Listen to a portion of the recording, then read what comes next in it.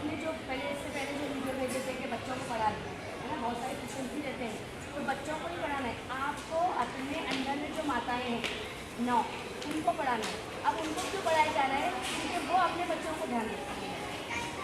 हमारे पास घर में बहुत सारी चीज़ें हैं, तो सारी एक्टिविटी डालने का मकसद ये है कि हमारे घर में जो चीज़ें हैं उसका इस्तेमाल करते हुए हम बच्चों को पढ़ाने करा सकते हैं। ठीक है, इसके लिए छोटी सी एक्टिविटी लेंगे। आ जाओ पेरेंट्स, एक पेरेंट्स आ जाओ। ठीक है, उठा के चलो, वहाँ से उठा के जमा कर दीजिए, जमा कर चलिए हट्टी जाइए आप लोग बैठे हैं। बस एक बात एक्टिविटी है बच्चों को घर में एडिशन वगैरह के लिए अपने चमचे बर्तन हमारे डाल दिए, हम बैठ गए।